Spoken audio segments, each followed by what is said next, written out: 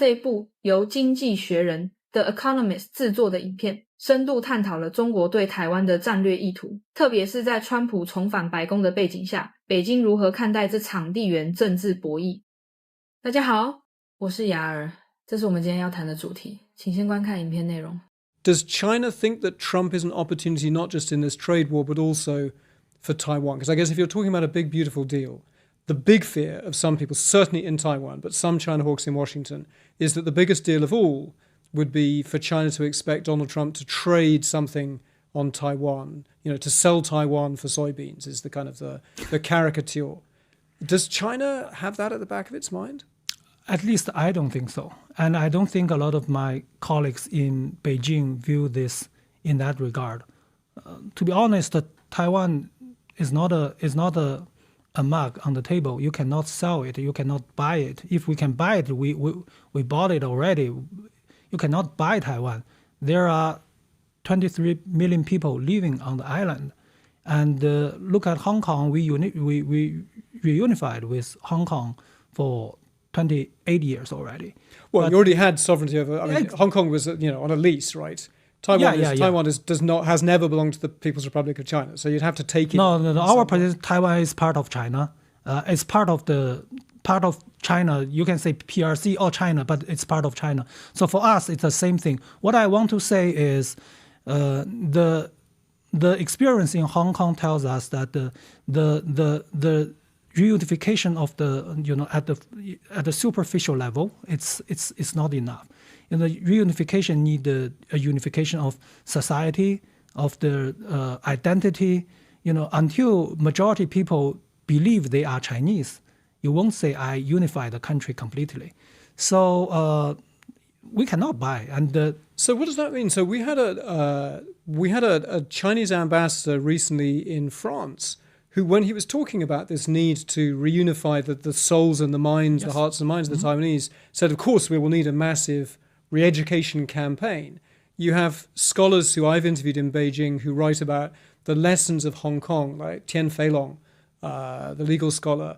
He will say, what we need to do is learn the lesson that a territory like Hong Kong that was too westernized and too infected by liberal Western ideas needs a massive campaign of patriotic re-education. And that was exactly what we will need to do in Taiwan. In Hong Kong, we've seen sham elections with candidates vetted by the Communist Party who had to swear a loyalty oath to the Communist Party. We've seen the crushing of the free press, the sentencing of Jimmy Lai, the media boss. If that is a model that China is learning from, what's the message to people on Taiwan who might be watching this? What is coming for them? I definitely agree that we need to win the hearts and minds of people no matter in Hong Kong or in Taiwan. But I think the approach could be very different. These two cases, though we believe that both cases are, both places belong to China, but as you said, the process is different. In Hong Kong case, we signed a treaty with the U.S. With the UK, then we take it back. But so we reunified in the form first, and then you face the task how to win the hearts and minds. So we gradually realized that this is very difficult actually. But would you need to have patriots governing Taiwan? That's the phrase we hear in Hong Kong. We know what that is code for. Patriots governing Hong Kong means if you want to hold any public office at all, you have to swear a formal legal oath of total loyalty to the government of Hong Kong and to the Communist Party leadership in Beijing. There are millions of Taiwanese who right now do not want to swear an oath of loyalty to the Communist Party in Beijing. They vote for parties in free democratic elections that are absolutely opposed to rule from Beijing. So what happens to them under mainland Chinese rule? In China, many people are studying the Taiwan version of the one country, two systems. So that means Taiwan has their own version of one country, two systems. It's different. It will be different from Hong Kong's, but I don't think we already have one, official version of the Taiwan version of one China, two system version for Taiwan. We don't have that. So I hope that in the future we can discuss with people in Taiwan about how to achieve that goal. So I don't think we should literally just copy what we are doing in Hong Kong to Taiwan, because Taiwan is still not reunified. But it's a place, I've covered elections in Taiwan. It's a real democracy. It's a noisy, raucous democracy, but it's a real democracy. You have parties that violently disagree. You can choose which one you vote for. Yeah. Power changes from one party to another. It's very hard to imagine how China could ever let that happen again if it took over. Yeah, 30 years ago, 40 years ago, I think majority people will say, even in Taiwan, I think majority people believe that the two sides were reunified. 40 years ago. But you have to put democracy, that cork is back in the bottle. That's not something I'm not saying this is incompatible with democracy or with election. What I want to say is, now from current perspective, you may believe that it's quite impossible. But who knows what will happen after 40 years? We don't know. The call here is, do you agree you are Chinese? You are a Chinese citizen. And I don't know the form of reunification with Taiwan in the future, but if it's a unified country, you need to be loyal to the government, to the system, right? And if that's a 30, 40-year project, potentially, that China is patient and wants to wait, will there be some voices who, as Donald Trump finishes this presidential term, will some in Beijing say, well, that was a wasted opportunity. We had an American president who does not seem to care much about allies, who tells us he doesn't care about other countries being democratic. And so all of the usual problems we have, that America cares about Taiwan as a democratic ally, under Trump, they're not really a serious consideration. So leaving aside the 30, 40-year patience, will there be some people in Beijing going, Trump is a window of opportunity, and if he leaves office and we have not achieved some sort of closer stranglehold on Taiwan with Donald Trump in the White House, we will feel we have completely wasted an opportunity? I think there will always be different views in Beijing, in China about this. How do you view this window of opportunity? How do you view the Taiwan issue?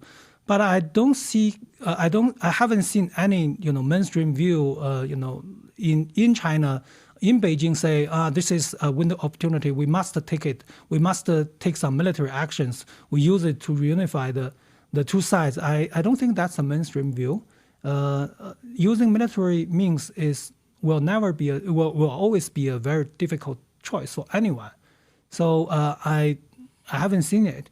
But I do think there is an opportunity for China and the U.S. to work on Taiwan issue. I don't know what can we do specifically, but I don't think that's a deal that the U.S. gave Taiwan to China or vice versa. I think we might try to, for instance, one of the possibility for me is, can the U.S. clarify their one China policy further? And U.S. position is quite ambiguous on that issue. And you hear this, that maybe, so maybe it's not the moment to have a full-on war. China would clearly like to avoid a war for Taiwan, but if you can get Donald Trump to say some sort of change of language that basically induces kind of gloom and despair and a lack of confidence among kind of Taiwanese Democrats who don't want to be ruled by China, that would be a win. I think, yeah, definitely. If so, that's in China's interest. We encourage the U.S. to clarify their position, and we think the U.S. role on Taiwan issue has not been very constructively in past 4 decades, so we hope they can clarify it.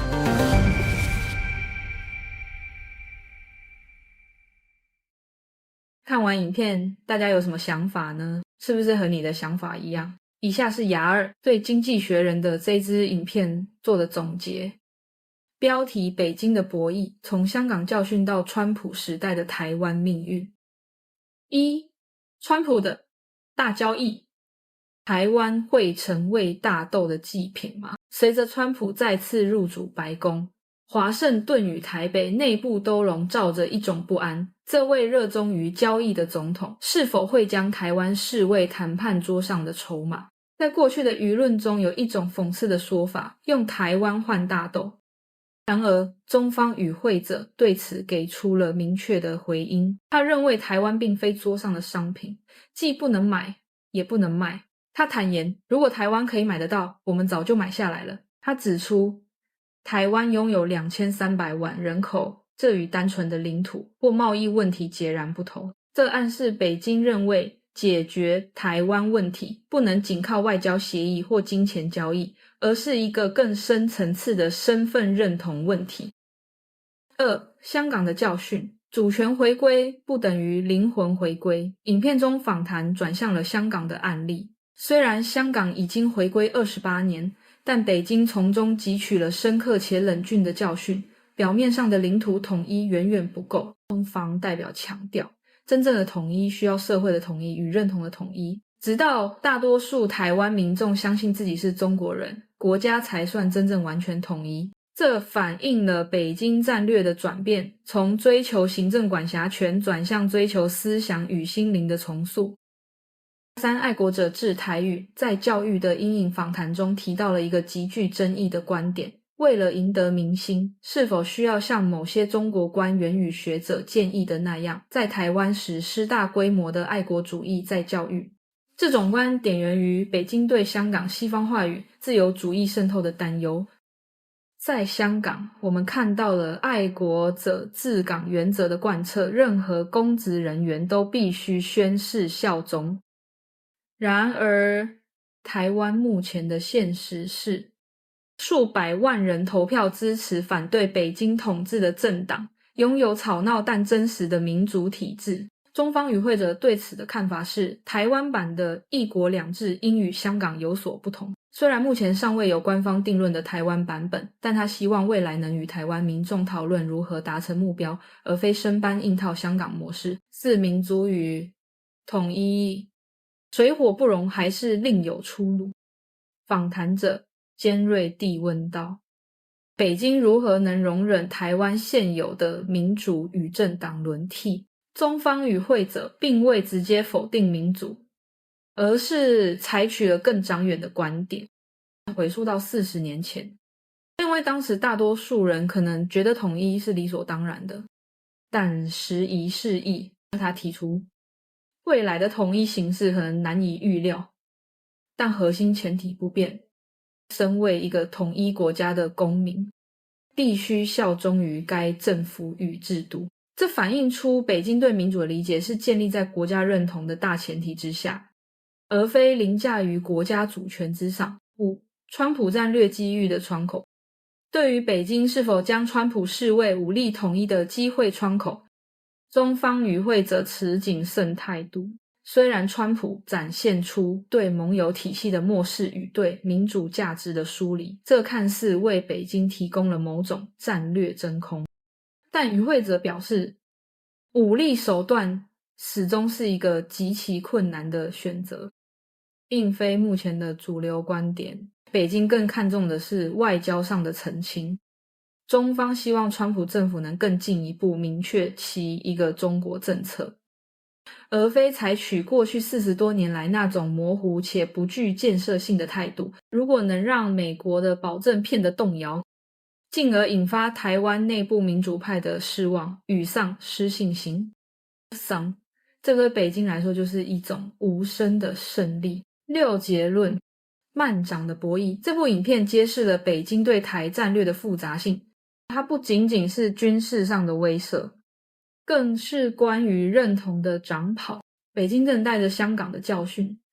审视台湾，并在川普这位难以捉摸的美国总统身上寻找能够打破迫使对手明确立场的切入点。场关于2300万人命运的博弈正从传统的战场转移到灵魂与认同的认知作战之中。好了，我是雅尔。如果你对本期节目有任何意见，欢迎留言。如果你喜欢我的影片，请订阅我的频道。下期再见。